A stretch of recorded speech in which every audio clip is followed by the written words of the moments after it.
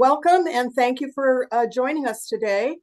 This is one of the Wagner Society of Northern California's webinars, and we're glad you decided to join us. I think we have something really interesting here today. Well, usually everything's interesting, but this is especially interesting to me. Our guest today is Maestro Jonathan McPhee. He's an artist in residence at the Boston University and music director of the Lexington Symphony. And since 1992, he's been a guest conductor at the Houston Ballet, among many other orchestral residencies he's had. He is going to introduce us today to his Wagner, the Essential Ring. It's an adaptation of Wagner's Ring for piano. And there are many musicians out there who never have the opportunity to play in an orchestra and play Wagner's music. And the piano reduction is a way to enable interested aspiring Wagnerians to be able to enjoy the music at the keyboard. His approach, he says, is always respectful of the original intentions, but I know how orchestras of all sizes sound, which allows for the maintenance of textures, colors, and integrity of the composer's sound world. So I will let the rest of the talking go to our guest, Maestro Jonathan McPhee. So let's welcome him now. And there he is. And I'm going to disappear and leave it to the maestro. Thank you for joining us, Maestro. Thank you, Terry. And it's a little strange having a talk when I can't see everybody, but I think after the pandemic, we've all gotten a little bit used to that whole thing. I do want to thank Terry for inviting me and to tell you the story about this, what we call the Essential Ring. And I thought before we get to questions at the end, I'd start with the most often asked question, which is, why in the world do a reduced version of the Ring? And it's been about a 40-year project. And I thought it might be of interest to start with how I came about the idea, and then a little bit of my career, which gave me, I think, partly the toolkit and partly the confidence to be able to mount a project like this. The piano score is a small part of it. It's the part that I hope singers and pianists will look at this as a cohesive production, which then can be done by an orchestra either. And there's two versions that Boosing Hawks, my publisher, is publishing. One is the original Wagner orchestration, which is massive. And the other one, of course, is a reduced orchestration for standard orchestra. Now, beginning of the story, you got to go back to London when I was a college student at the Royal Academy. And Covent Garden mounted the Ring. And of course, as a conducting student at the Academy, we used to get free tickets, which is the only way I would have been able to see this. And the first thing, I was definitely a neophyte. I mean, as a young American, I wasn't exposed to an awful lot of opera, and I grew up in the Air Force, so even less. And I got into the Royal Academy and was just trying to grab at everything musical that was going on to try and catch up with the English kids that were in the school. And anyway, so I went to the Ring. First thing that surprised me was I knew more of the music than I thought I did from a variety of things. And that goes to the fact that Wagner's Ring has permeated so much of our musical and cultural thinking. And in fact, it really changed the paradigm of opera. But I'll get to that a little bit later. So the other thing that impressed me is how long it was. First time through as a young music student who really didn't know the whole thing, I really wasn't prepared for the length and was sitting there going, oh my goodness, this is a lot to take in. Fabulous music, the thing that struck me immediately was the massive scale of the work. You know, the emotional impact of these huge forces staging, um, and and I sort of filed that away. Like, more people need to experience this, but I was lucky. I was in London. You have to be in London, you have to be in New York, you have to be in Paris, you have to be in a big city and be able to afford the ticket to be able to even see the ring. And as I said, the realization that I actually knew more of the music than I thought I did, shows how much Wagner's Ring has permeated our culture, our musical thinking, everything from cartoons, and everybody knows the Bugs Bunny, you know, kill the wabbit, uh, Wagner reference. But anyway, fast forward, I went to Juilliard and started working with the American Opera Center, and was lucky enough to actually meet Martha Graham, the wonderful dancer choreographer in New York, and Mr. Balanchine.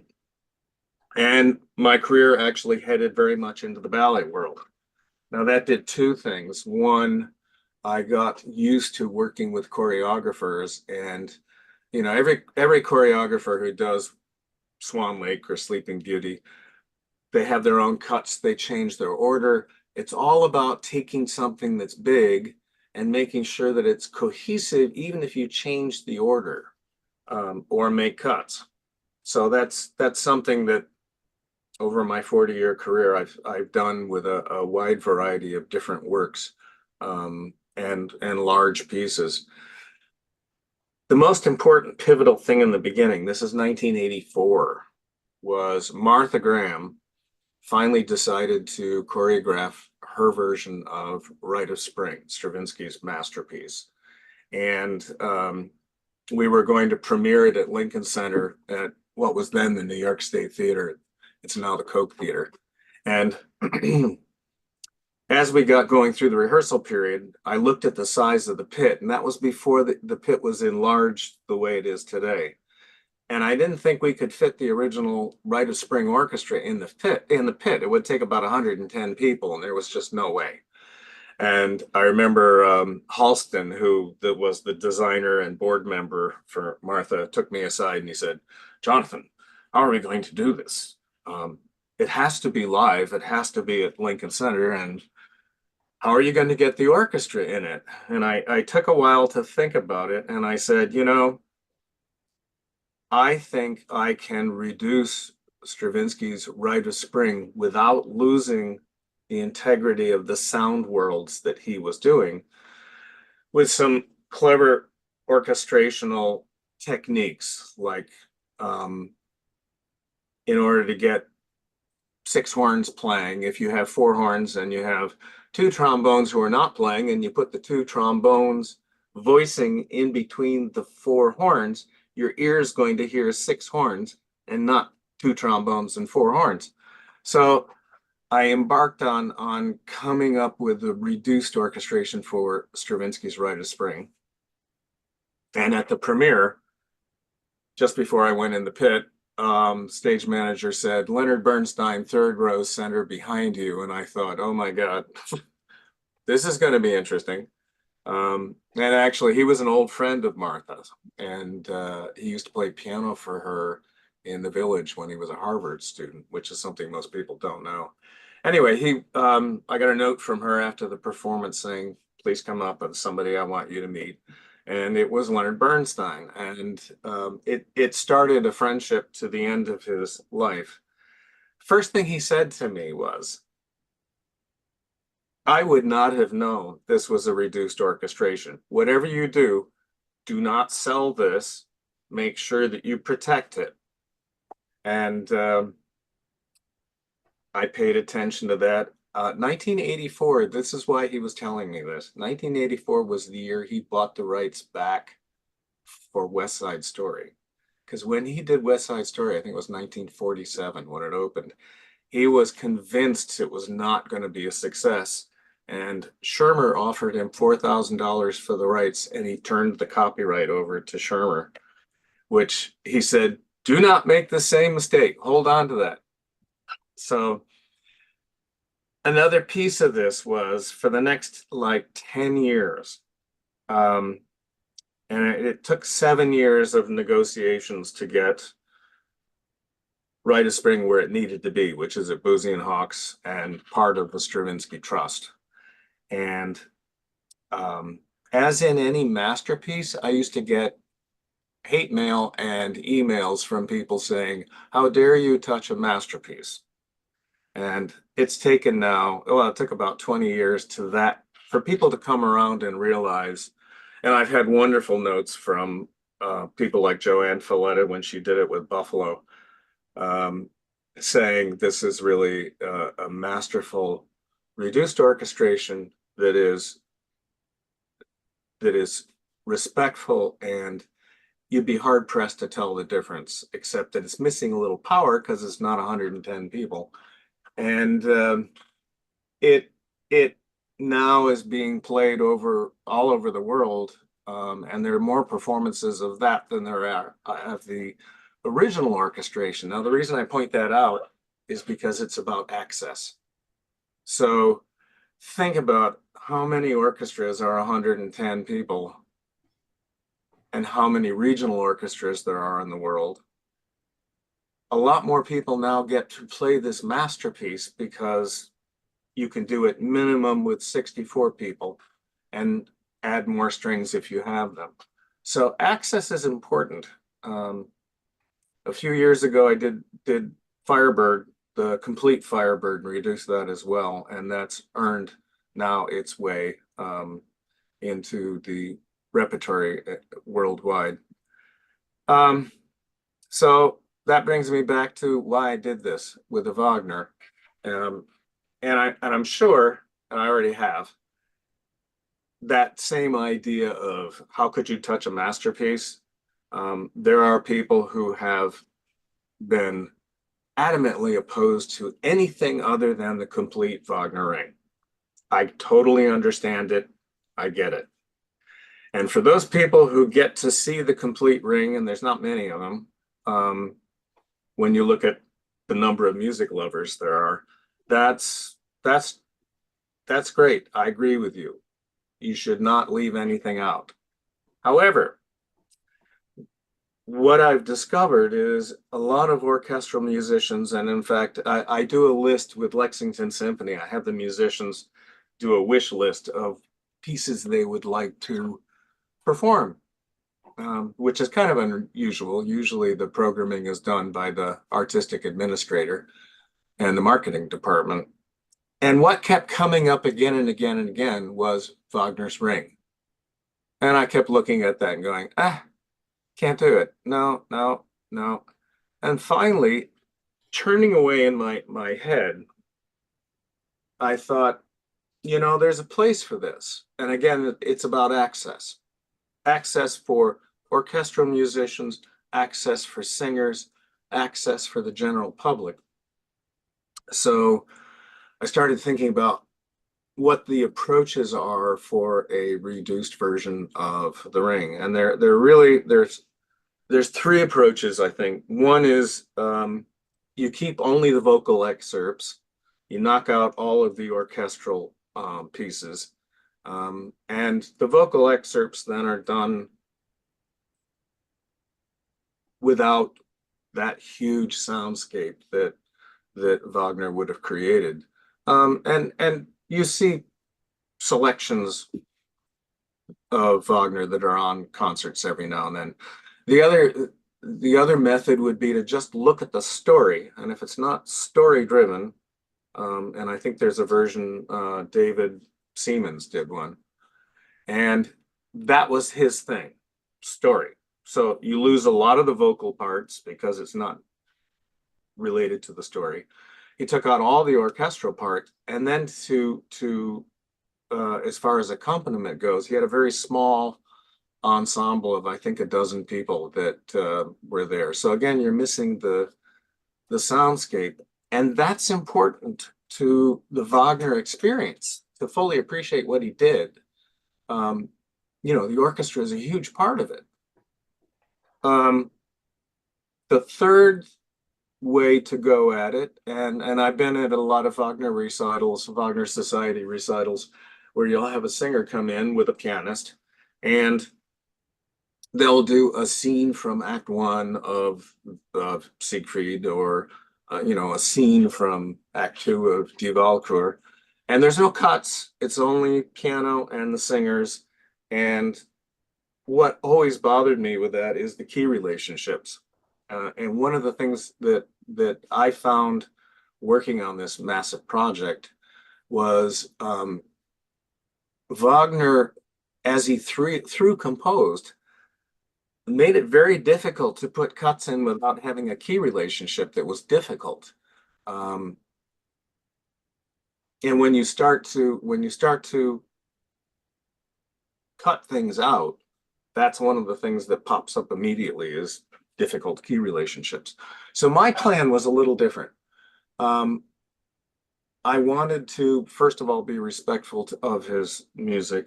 I wanted to make sure that the story was there. I also wanted to make sure there were as many of the fabulous arias as possible. And I wanted to make sure that the key relationships were smooth, and that it reads like an opera. You get the action, you get that impressive large scale Wagner work, and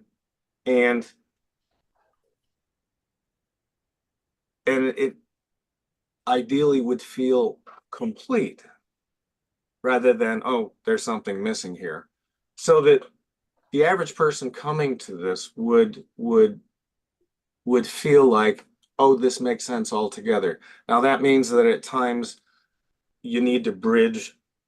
Well, I should tell you how I started. So first of all, I started with that, which is the companion. Stuart Spencer and Barry Millington wrote it, English translation, full German text. And I went through, and first of all, I just said, okay, let's just look at this story-wise, and just do the story. And I left out the fact that the other thing in my thinking was, this has to go to 2-3 hour evenings. So a regional orchestra, for example, a 3-hour call is about standard. 2.5 concert. 3 is about the outer limits for doing it before you hit overtime. That's difficult. So with that clock in mind, I did the story and put that aside. And then I went through the entire 4 operas musically and pulled out what I wanted as the most important musical things. Then I put the 2 together and tried to figure out where they lined up and where they didn't. And sometimes they didn't because there was a bad key relationship. So I might move it to a different place to get the key relationships to line up. Sometimes the story had to be a little truncated, in which case the super titles would fill in a little bit of what was needed there. So it was really hitting the problem from a number of different angles.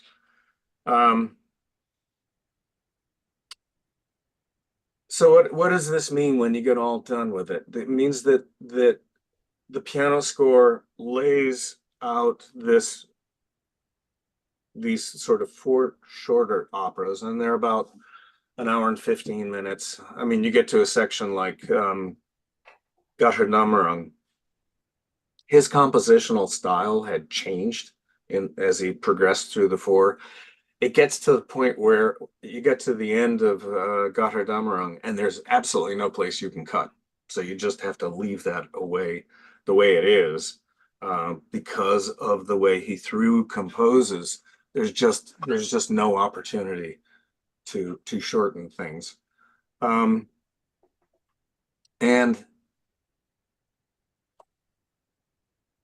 the piano score is available. Singers can work on it. One of the things, and I talked about access earlier, access for singers, so think about being a young Wagnerian singer. You're training for this thing. Most of the time, if you're lucky, you only get to do it with piano. And we all know that these are remarkable voices. They are made to, a Wagnerian singer projects over this massive orchestra. Of course, Wagner's huge orchestra in Bayreuth goes down the big hole so that it's still big when it comes out from the top, but if you put all those people on stage, and I did, it's really hard for a singer to cut through that.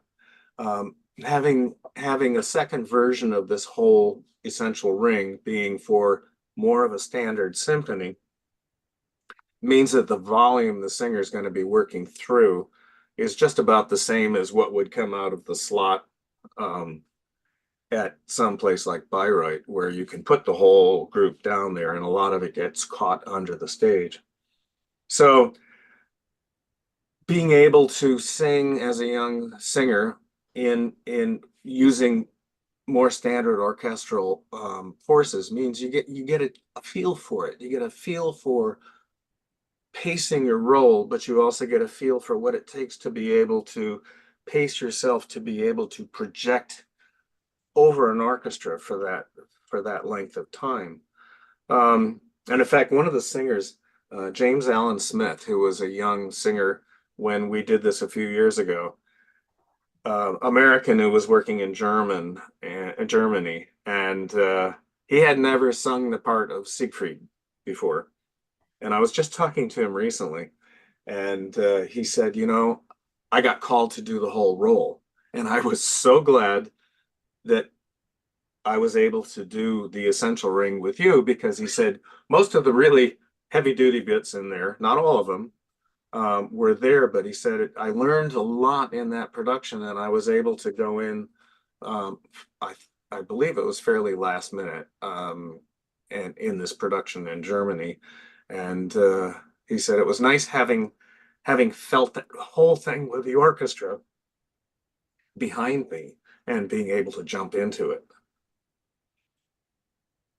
So I mentioned I'm gonna throw out one other thing, which is sort of my perspective again, being from both ballet world and being able to do opera. I usually get like every 4 or 5 years I get to do an opera. There's an interesting parallel in what happened in the world of ballet music and what happened in the world of opera music between Tchaikovsky and Wagner. And I wasn't completely aware of this until about 15 years ago when a lost article popped up. So many of you know, I'm sure, that when Carnegie Hall opened in New York, Andrew Carnegie said, I want the most famous musician in the world to do the first performance at Carnegie Hall. And the most famous musician in the world at that time was Peter Ilyich Tchaikovsky, pianist, conductor, composer. So while he was in New York, there was a woman named Ivy Ross who wrote for, what was the name of the production? New York Morning Journal, that's what it was, which no longer exists. And people have known about this article for a long time, but it had sort of disappeared until about 15 years ago. So she interviewed Tchaikovsky of New York, and she said, what do you think of Richard Wagner? His answer was really interesting, because he said, Wagner was one of the most important, now this is 1891, 92. And he said, Wagner was one of the most important musical figures in the late 19th century. He was a great symphonist, but he didn't understand how to write for opera. And had he written symphonically, he would have written symphonies that would have been, would have probably surpassed Beethoven, which is saying a lot. Now,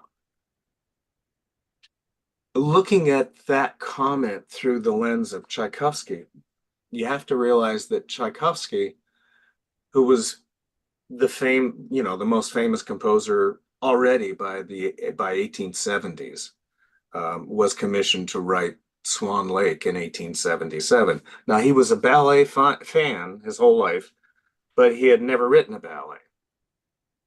So Tchaikovsky said, excuse me, ballet music at that time was kind of silly. I mean, it was Minkus music and a lot of, music was basically the second citizen in a ballet production.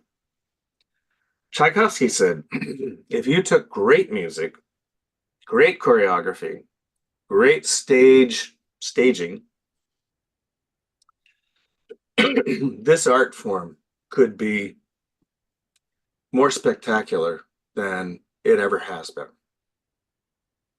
So he did Swan Lake. He was supposed to do it with Petipa, and Petipa, I think, was probably intimidated by working with, excuse me, just a minute. My throat coat tea is like running out. So Petipa got off the project. They gave it to another choreographer who was a ballet master there, Rizager. And the music of Swan Lake was so incredibly huge and symphonic that choreographer didn't really know what to do with it. It was a total disaster of a production. In fact, nobody remembers any of it today. And, and then Petipa and Tchaikovsky got together and they decided, let's try it again. And Tchaikovsky said, okay, Petipa, you do it the way you're used to doing it. And in those days, it meant doing, the choreographer would come up with a menu. So we're going to do, this is a pas de trois, this is a pas de deux, this is a solo, the meters are this, there's X number of bars. And so Tchaikovsky, instead of letting his mind run wild like he did in Swan Lake, followed the menu that Petipa had put together and increased the quality of the music tremendously. Sleeping Beauty was an instant hit. Now, oddly enough, Swan Lake earlier, the audience loved it. It's just that as a ballet, it didn't work. The last ballet, because he only wrote 3, was right after the Carnegie Hall engagement. It was 1892. And in fact, he wrote Nutcracker on the way to the United States. And that's like a perfect ballet because it's 2 ballets in one. So you've got the symphonic Act 1, which tells the whole story. And then you've got the more traditional Act 2, which is the real balletta main thing. The fact that Tchaikovsky pushed the boundaries of what a ballet could be was a huge change in paradigm. Had he not gone through those 3 ballets and eventually Petipa and Ivanov 12 years later, 12 or 17, I think it was 17 years later, re-choreographed Swan Lake, and it was an instant hit because now they knew how to cope with symphonic music in ballet terms. Had that not happened, we would never have gotten to Stravinsky's ballets. We would never have gotten to Prokofiev's ballets. I mean, the whole world would have changed.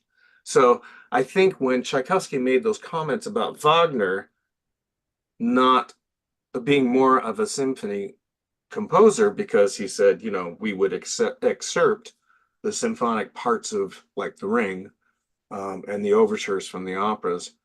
But he said, he really didn't understand how to write opera.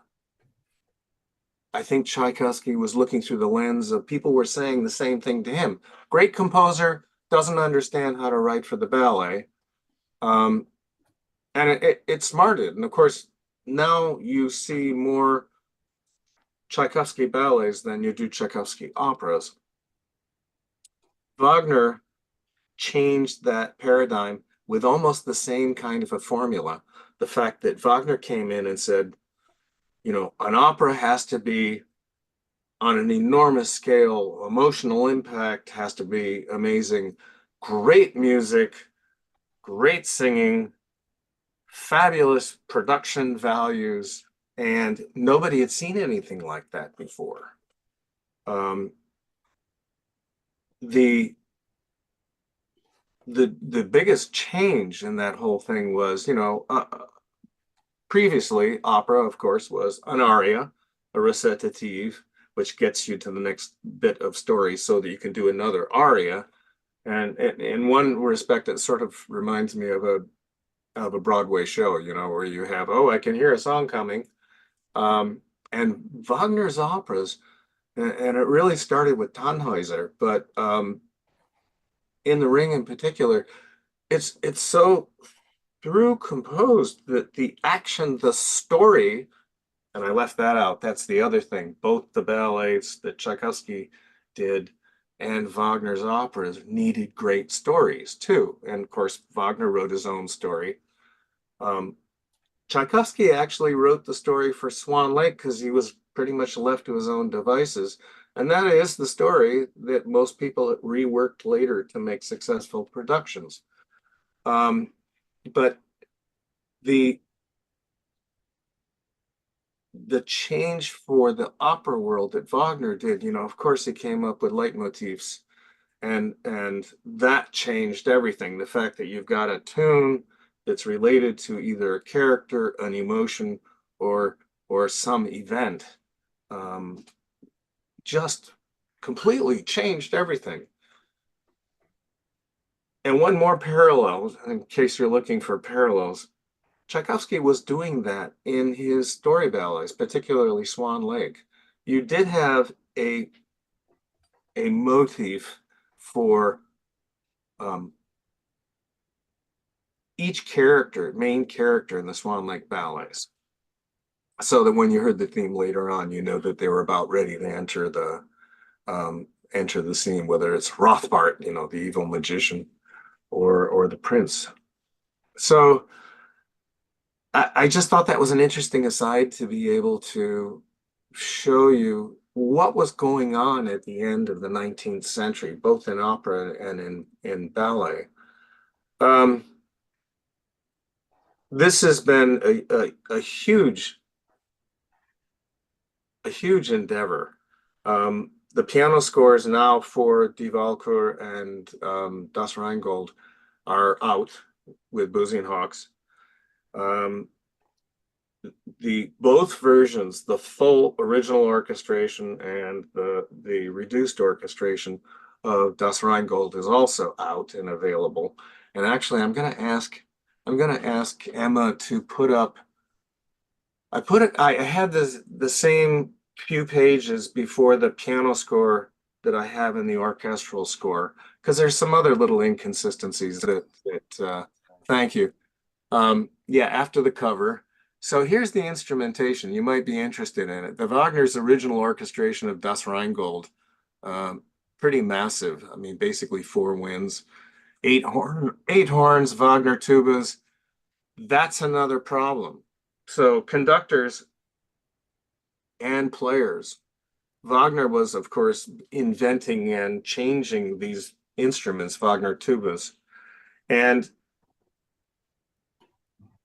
the transpositions, he changed the transpositions for a lot of those. And what I've done in the orchestra parts now is to solve some of those questions so that anybody picking it up, the parts are all in new notation, and I put the Wagner tubas always in F or B flat, which means you can also, if you don't have four Wagner tubas, it can be played on the horns, and you need five horns to do that. Four of them can double on Wagner tubas. And the other thing, even with French horns, at that period in time, there was old notation and new notation. So some of the horn things were in bass clef, which means you transpose them up instead of treble clef transposing them down. And there's been a lot of confusion over the years. So again, to make this more accessible for orchestras and conductors, just being able to solve a lot of those issues were important ones. Can you switch to the next page, Emma, please? So there's the notes to the conductor. That's a little bit of the explanation. And I thought it was important, again, to put those in the piano score as well as the orchestra scores so that, you know, you're pointing people towards it's easily accessible in this new version. That was my cast, April 2nd, 2016. And I was so thankful that we had some, you know, Jane Eagling. You couldn't ask for a more wonderful person than that. Alfred Walker actually is now at the Met. That happened right after the after he did this with us, and I was just bowled over because he's an incredible voice. And I think Fiona McCardle and Sarai Cole both were studying with Jane Eaglen at the time too. So wonderful cast. Sam Hanley, Frank Kelly, one of the great Wagner people. Thomas Studebaker also, who did Fro, was really a wonderful cast. And I wanted to make sure that this was all captured. Next page, Emma, please. This is the reduced orchestration. One of the hardest things I sweat through was the beginning of Das Rheingold with all those undulating parts, to try and do it with a smaller horn section and string section and still make everything sound complete. Now you'll notice this is a new edition. Most people, the only printing of Das Rheingold was, you know, that original one from the engraving that was done in the end of the 19th century. And it's a massive job, but Boozy and Hawks, when we started talking about this a number of years ago, said, you know, you need to do a new engraving of this. It's got to be all the way through, clean, no cuts and everything else, to make it easier for people. So that was the whole purpose for putting all this in finale, which I've done myself over the years. Die Walküre is almost ready in both full orchestra and the reduced orchestration. I just need to finish proofreading, and then I have to dive into Siegfried and Götterdämmerung and get that done. But anyway, that's the project, and I feel like I've been talking nonstop, which I have been.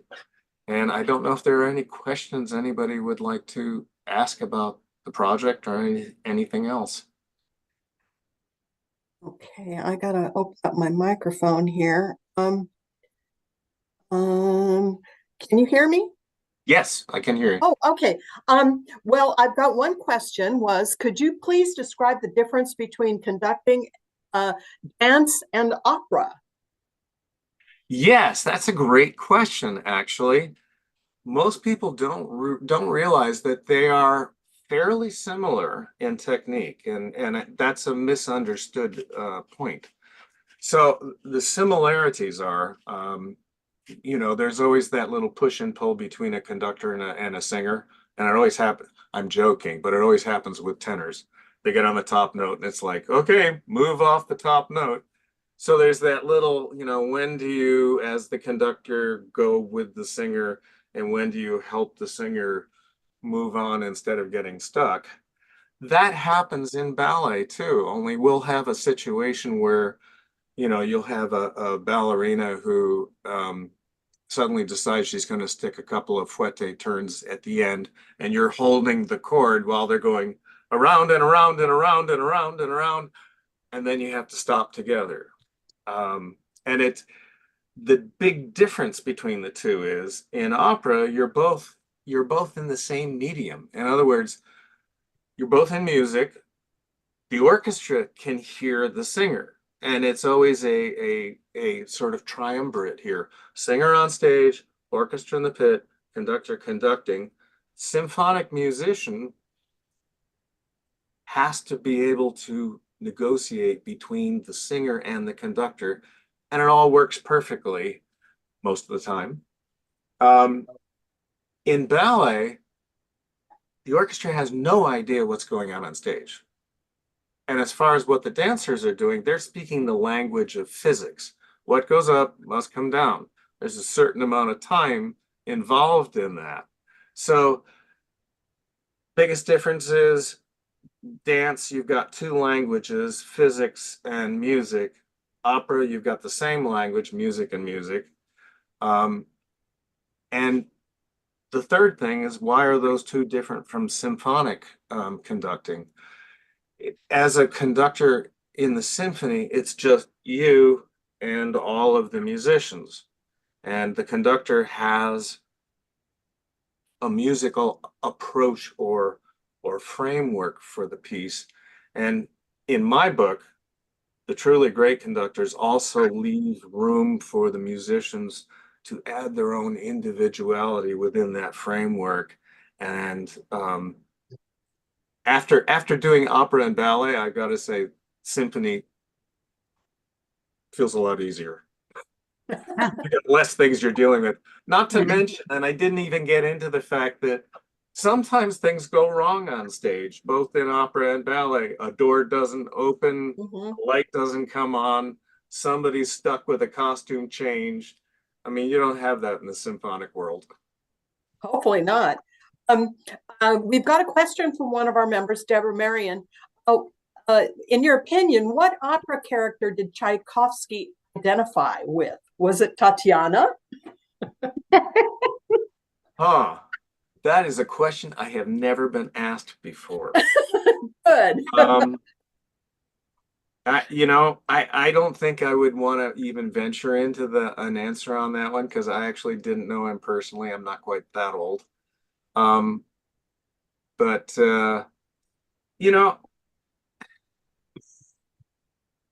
he was, I think he was a very unique person in that he had, and this is probably what's similar to Wagner, and there aren't, I mean, personality wise, they were totally opposite ends, but this concept of theatricality, and you hear it in Tchaikovsky's symphonies. And what's interesting, we Balanchine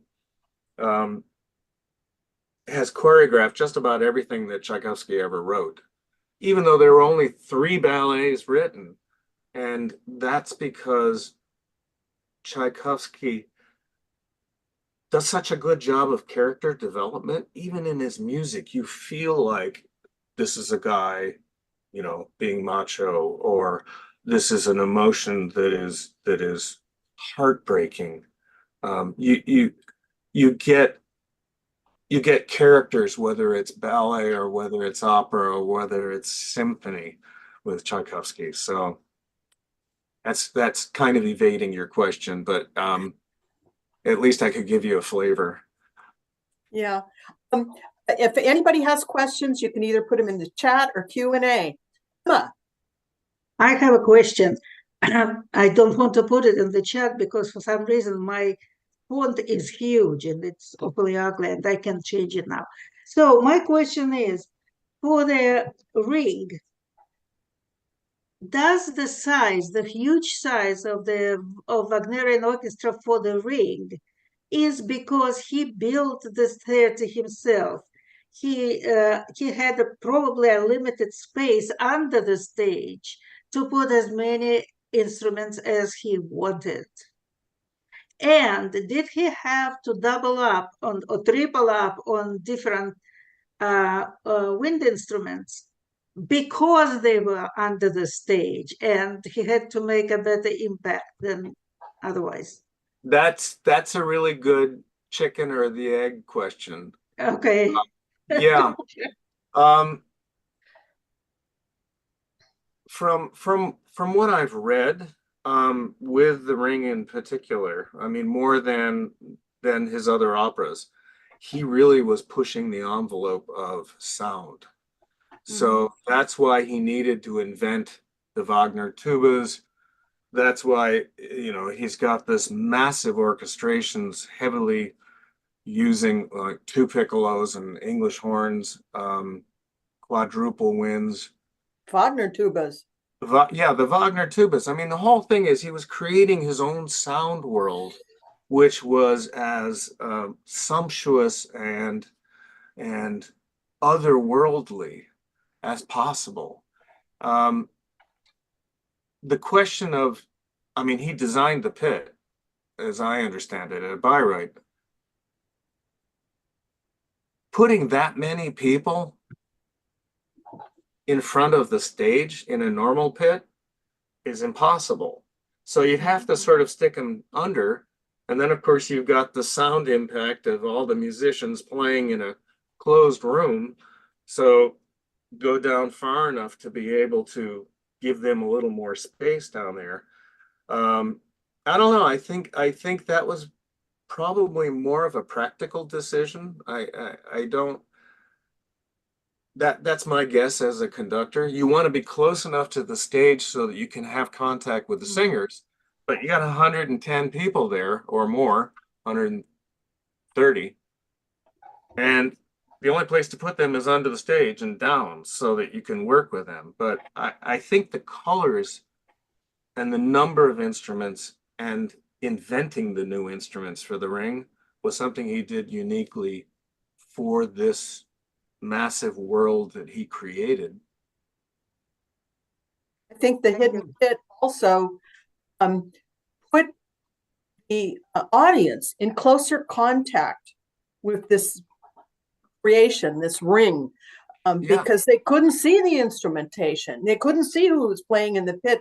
This music comes out of nowhere, literally, seemingly, not comes out of the pit, but and the way he structured that pit so that it could be blending correctly. I mean, or to hit, not correctly, because there was no comparison, but he really engineered something magnificent with that. Yeah, I've got drawings of that pit because Leo Baranek, who's like the father of acoustics, did a book where he measured all of the sound and how it's reflected in halls in the 100 great halls in the world, which there aren't 100 great halls. That was the bottom line of the book. But his descriptions of halls, acoustic impact, balance for the orchestra, and as you said, it does bring the audience closer to the stage instead of having this huge expanse for the pit. But it also does mean that you now got this huge sound coming from this slot up to the roof and then reflected down. Wonderful experience, and yeah, unique. Have my own observation here. The semen reduction is going to be done here in the Bay Area by West Edge Opera. Here's editorial comment. I am on the board of West Edge Opera. And our local maestro, Jonathan McPhee, who was, I believe, an assistant to Levine in Bayreuth way back when, he has taken the semen reduction and enhanced it because now he's going to have the semblance of a pit and stage and sets. Before it was just done with a minimalistic orchestra, Yeah. and then people on the stage with the boxes and spears and just odd things, but now he's actually going to have it staged. So that's coming up, members. Remember, that's coming up in August, and we'll have lots of stuff running up to that event. So Great. yeah, and so I'll be curious to hear him because he's going to come and talk for us what additional instrumentation he has brought and what he's added, what he thought would be left on the cutting room floor, so to speak. Mm-hmm. But it has been produced here. I think they did it maybe 3 times here in the Bay Area, and then they took it once and did it in Minneapolis, St. Paul area. Right. I remember seeing the review from that one. Yeah. Is it true that it's being used as sort of the educational part of Bayreuth? Don't know anything about that. Okay. I'd be shocked if the Wagner family let anybody's work other than the pure, unadulterated Meister's work be Well, I performed thought there. that was a rumor I had heard a couple of years ago, and I thought, oh, yeah, I would have been surprised, but okay. I read today on opera, I think it was opera, oh, what was it? Terror Box.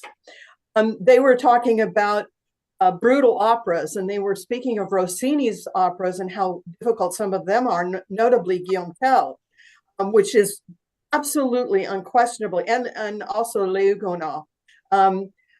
Both of them are absolutely murderously written. And have you ever had any contact with any of that music?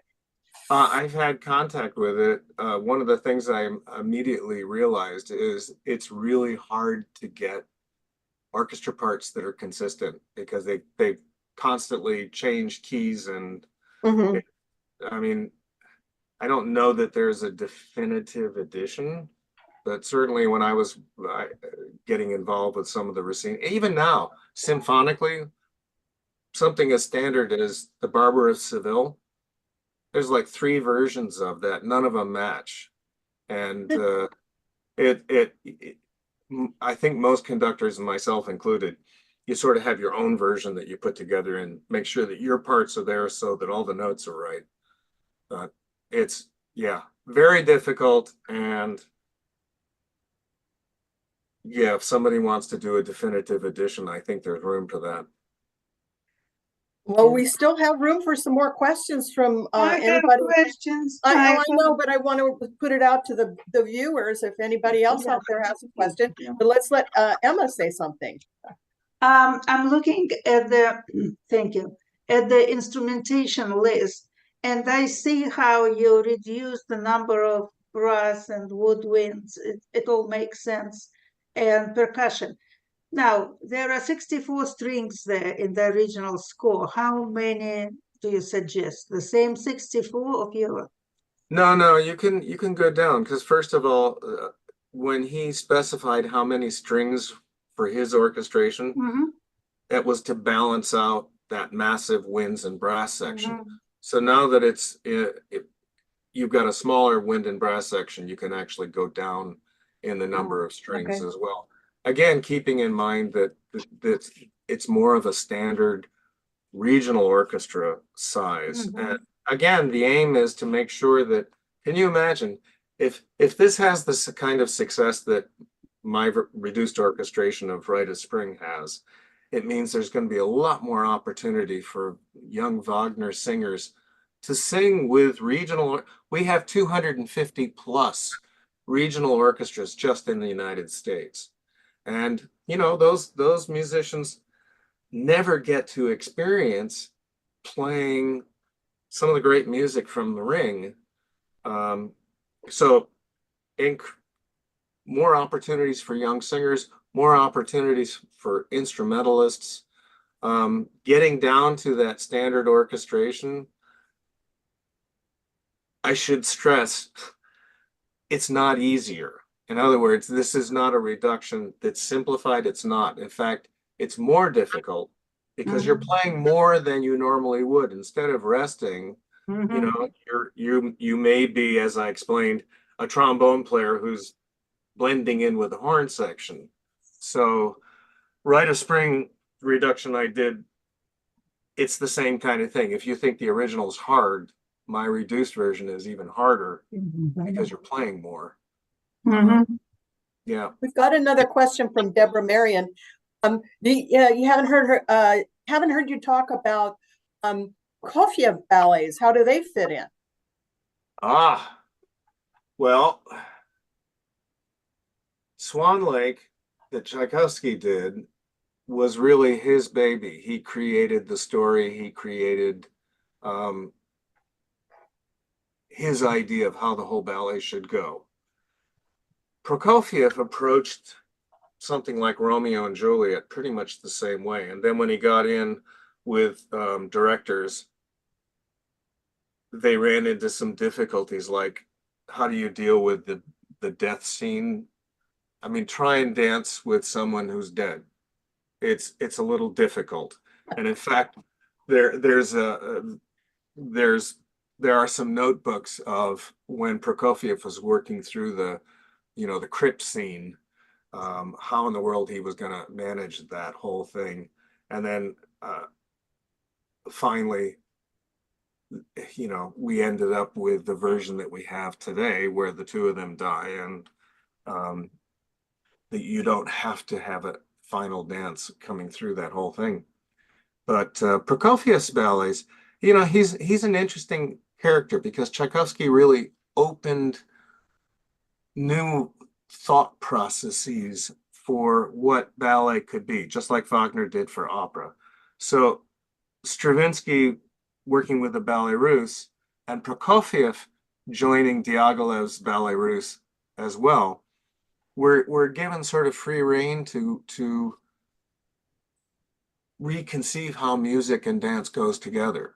They learned a lot from each other. They sometimes were pitted against each other by Diaghilev because he was that kind of a personality. But yeah, there's so much to.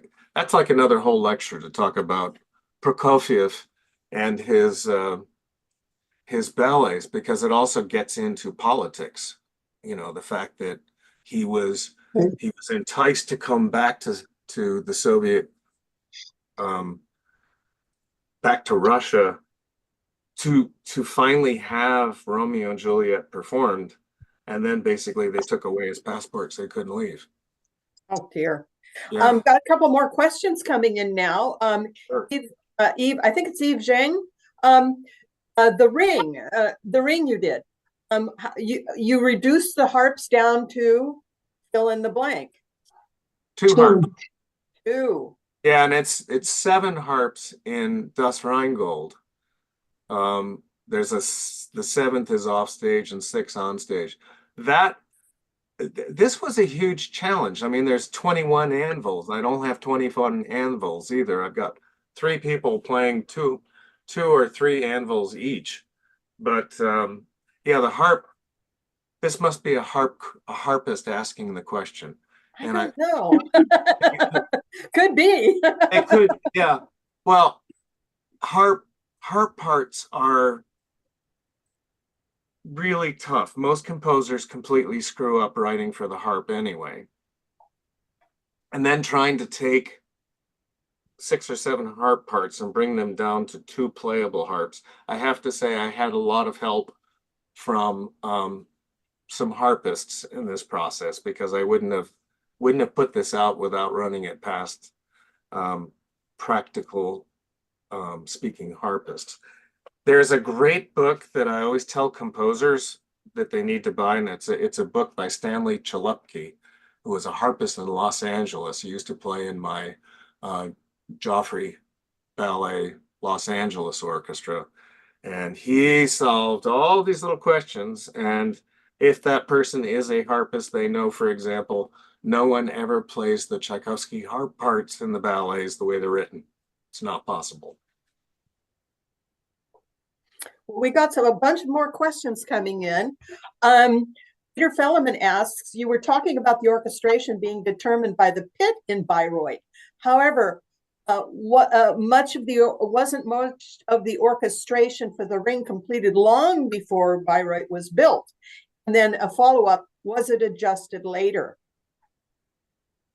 Yeah, I didn't say that he created his orchestration for the pit per se. I think it was more like the pit was modified to get the balance that he wanted, from what I've been reading on that. And the orchestration really, I think, came from Wagner's concept of this massive sound, which is why he invented new instruments too. That had nothing to do with the pit. That had to do with what he conceived of as far as sound goes. I think that answered the first part of the question. Did I miss the second part? You know what? I knocked it out. Oh, did he revise any of it? Did he revise any of it after? Yeah, I think he made changes, but he didn't make enough changes, actually. The fact that he kept changing, like, for example, notation for horns, which is inconsistent. Yeah, that's one of the big puzzles you have to go through. I'm sure I mean, most composers go back and change things too. I don't know if there's more. What I have seen is the notes in the one printing of the four operas, which the librarians at the Met shared with me. They were very generous and helpful in that respect. Yeah. Here's one from Hawaii, John Chilcott. Aloha from Hawaii. Are the symphonies of Bruckner symphonies that Wagner never wrote? Oh, that's a great question. We have some Bruckner fans, some real diehard Bruckner fans. Yeah, well, I think that says something right there, because you've got the Wagner devotees, which is a real army of very dedicated people, and Bruckner has the same kind of following, and I think that's kind of unique to two of them. So maybe I might just agree with you that there's an aesthetic connection between the two that's real. Yeah, the massive orchestra for sure. Mm-hmm. And Deborah Marion asks or just posits, Natalia Makarova lives in the Bay Area. Is that anybody you're in touch with? I'm not in touch with Natalia, but I've seen her, and we crossed paths many times in New York. I was a guest conductor at ABT, American Ballet Theater, when Misha Baryshnikov was there, and I've seen her many times. She's one of the great ballerinas of all time. Yeah, yeah. I saw them both on the stage of the Kirov Theater back in the day when they were young dancers. And, they progressed from dancing a pas de deux or a pas de trois, some, Merleton's numbers.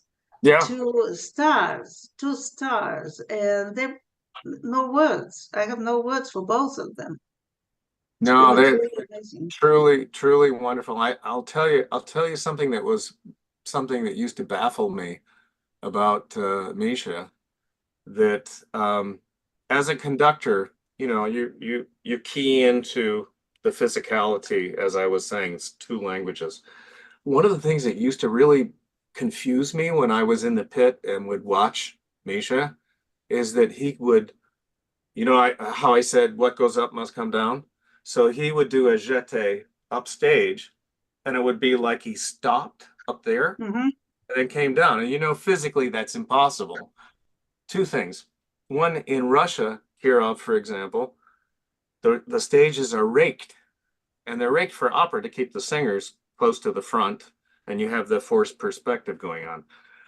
In America, we don't have a raked stage. So immediately these dancers like Nureyev and Baryshnikov had really well-developed legs, which meant that here on a flat stage, it was a tremendous leap. But I realized that Misha would do something that was kind of tricky. He would go up stage slightly. So perspective, instead of seeing this going, you'd see this going.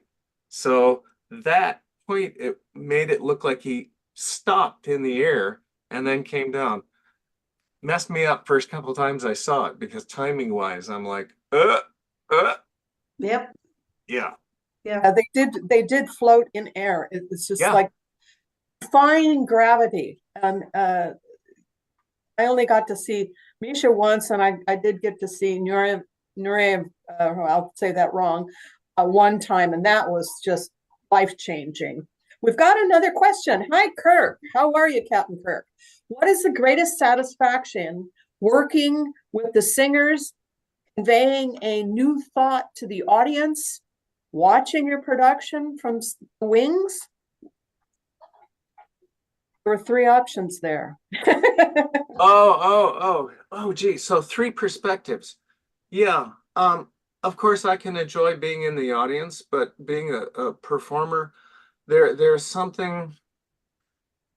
an energy you get if you're in the wings. And I always spend a lot of time, especially in the first, like 10 years of my career, whether it was opera or whether it was dance, I loved being in the wings because, for example, you see the performer in character coming off, and whether they've just sung something fantastic or they just did, 36 fouettes, and they go through the wall of the wings, and they're real human beings again.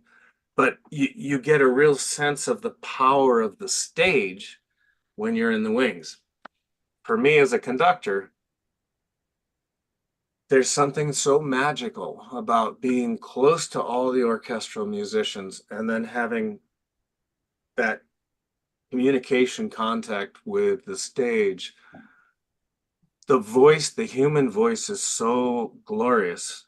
It's apart from instrumental sounds. It, you know, being in the middle of something like The Ring, where you have these powerful singers on stage that just, you're like riding in this huge chariot of what's going on.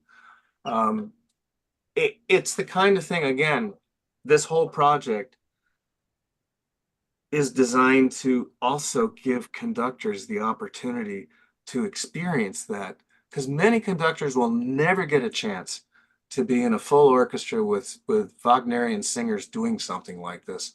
And it is life-changing, absolutely life-changing. So this hopefully will give a lot more people that opportunity, as aside from audience or standing in the wings. And I have to say, I mean, being somebody who's done so much ballet work in my life too, I can feel that dancer on stage. We partner each other, and there's a physical feeling to it, that when you're both in sync and you're thinking the same thing and the movement is going in the same direction, and it's all about placing emotion and communication. Absolutely. I'm thinking that probably often happens with a conductor and a singer too, that someone might glance at the other and say, hang on to it a little bit more for me. I want to really give it my all, or something of that nature, No, those moments are thrilling, and you never know when they're going to come. And that's where, you have to be supportive of each other and the whole production, so that, it's not gauche, or it doesn't go beyond to the point where, that it sticks out as something that's in bad taste. But man, there are those moments when you hit it and it's like, let it go, just stay there. It's the joy of live performance that you can't get on a CD. Yeah. It's impossible. Did you ever get a chance to meet Nureyev? I worked with him. I conducted for him. Oh, wonderful. Oh, Yeah. gasp. Heart be still. Whoa. Kirk also follows up with, thanks for a great answer and a great conversation. Oh, thank you, Kirk. Yeah, I don't have any more. We got a question from Emma. Emma. Now, well, I actually wanted to give you a reminder that we have one more slide to go, so you don't abandon me here. But the relation of Tchaikovsky and Wagner is such a fascinating subject, immensely fascinating.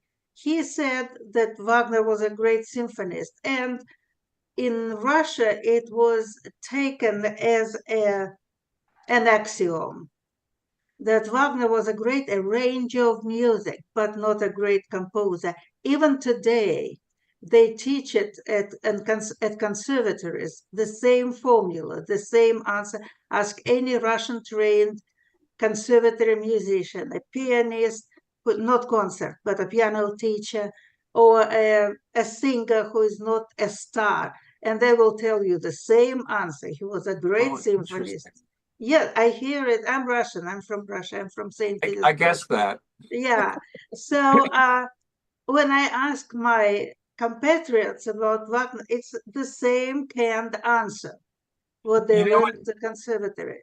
Yeah, Emma, you know what's interesting about this, and I'm you hit on a topic that fascinates me to the point that I have, the Groves Encyclopedia. I have the 1938 edition. And I also have the new one that was done like 10, 20 years ago. What's interesting is when you look at something, I'll give you an example, Adolphe Adam, all right? So if you look in the 1938 version, there's a whole page about Adolphe Adam, great opera composer, lists all these operas and everything else. The last line is, Giselle, and no, and no, wrote some ballets. and wrote some. Okay. Oh, Then you okay. look at the new one and it says Adolphe Adam, one of the greatest ballet composers ever, Giselle, blah, blah, blah. You get to the bottom and it says, and wrote some operas. So, it's interesting how we reassess depending on where we are and change opinions. So that canned answer, I'm not sure I agree with it in Russia, but Oh, no, of course not. No, of no. course not. No. And Tchaikovsky also heard Wagner conducting Beethoven's Fifth in St. Petersburg in the 1860s. And he wrote in one of his letters that if you haven't heard Wagner conducting the Fifth, you haven't heard it at all. Interesting. Yeah. Interesting. Yeah, one of my favorite books is Nicholas Slanimsky's Musical Invective, which is a collection of reviews of pieces that we know today as great pieces. And the reviews are shocking because a lot of, like Beethoven's Fifth, the review is searing, unplayable, terrible composition. Beethoven's Ninth just confirms the fact that not only had he lost his hearing, but he'd also lost his mind. Ah. It's interesting, and I think a lot of times the public is about 20 or 25 years behind what's being written. Another example is Eric Satie, and if you look at reviews of Satie's works, they almost always say, well, I don't know where he's going now. 20 years ago, he used to write really good things. And then they'd say the same thing in 20 years. So it just takes a while for people to catch up. Or Rite of Spring. I mean, today, people can hum the tunes in Rite of Spring. Yep. We just saw it in Berkeley. Oh. Pina Bausch. And there was dirt. And there was dirt. Yes. A ballet dancer asked me, was there dirt? And I said, yes. He goes, good. Yes. Actually, because I worked a lot with Robert Joffrey in the Joffrey Ballet in the 80s. And he's the one that brought Pina Bausch to the United States originally. And she always had she had one ballet where all the dancers were dancing on cubes of raw meat. And, very interesting things. There was another one. She had a mechanical hippopotamus in the middle on the stage, and this was New York City during the drought, and they had to put in a disclaimer that the water was not from the New York City water reserves, but had been trucked in. Joffrey Ballet restored the original choreography of the Rite of Spring, didn't they? They did, Nijinsky's, and I was in the beginning of that project. Oh, okay. Oh, wow. Wonderful. Yep. Wonderful. You had a spectacular exposure to so many different things. I feel like I've been very, very fortunate in the people that I have learned from and worked with. And, even this Wagner project, which is, it's going to take until I get to the end of Götterdämmerung with the 2 orchestrations. The piano part's going to be coming soon. I learned so much about how Wagner's composition works, and then doing the performances with the cast that I did. You learn from great singers. As a conductor, you like never stop learning. Yeah. Right. I think I'm going to call it there. And Wait, did wait, you have don't something else call, to say? don't call. We're sharing. Oh, of course, I was. Of course, I was Oh, going to. Of course, I was going to tell you about the coming highlights for what we're going to be doing next. So let me just minimize this little over here. Okay, well, our next program is going to be coming up on March 16th, and Emma will be back, and she'll be behind the microphone talking about the history of Bayreuth. And this is going to go back before Wagner built his theater there. And then in April, we will have Parsifal, a documentary film. And the title of this one is where is it here? I had it here. We had recently had Flying Dutchman, Fire and Ice. And this time we're going to have Werner Botha's film, Richard Wagner, Indiana Jones, and Parsifal. Maybe not in that order, but did I get it right? No. Okay.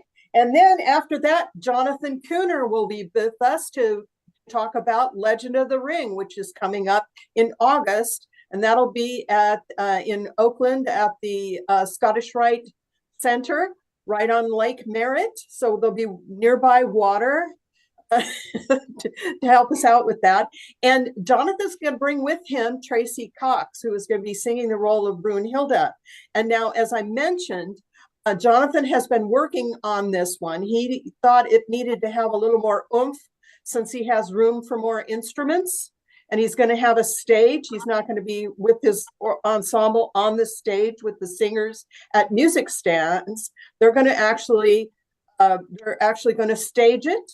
He'll have a pit. He'll have more musicians. So it's going to be really, really interesting to see what he does with that. Following Jonathan's talk over at the JCC, we're going to convene elsewhere in San Francisco at the Sunset Reservoir Brewery for a Richard Wagner birthday party. Now, his birthday is on the 22nd, I believe. So we're going to celebrate early. We will have to stop on the 18th. We can't continue on and have like a bacchanal through to his birthday. So that's all coming up. Thank you so much for being with us today, Maestro. It was really interesting. I enjoyed this tremendously, and congratulations on your accomplishment with the orchestration. And thank you for joining us today. It was really delightful. My pleasure, Terry, and Emma. Thank you for all the technical help in this. And you've got some amazing programs coming up, and I looked through your website at the things you've done in the past, and it's nice to see such active and wonderful programming. We're hoping to continue that on. Sometimes it's challenging, trying to get people near and far wide, and a space. Space is kind of scarce around here for having these sorts of things. And we will be getting a steady diet of Wagner at the San Francisco Opera, which is really quite wonderful. So we'll probably have to figure out how we can have a symposia. We used to have them before and have a large scale event with several speakers and a lunch break and discussion groups and so on and so forth. So I'm hoping that we can resume that particular activity. It was very popular in the past, so I think we need to reboot it if we can. And so thank you very much. I'm going to say goodbye to everyone. Leb vol, and we'll see you next time. Thank you, members. Thank you. Thank you.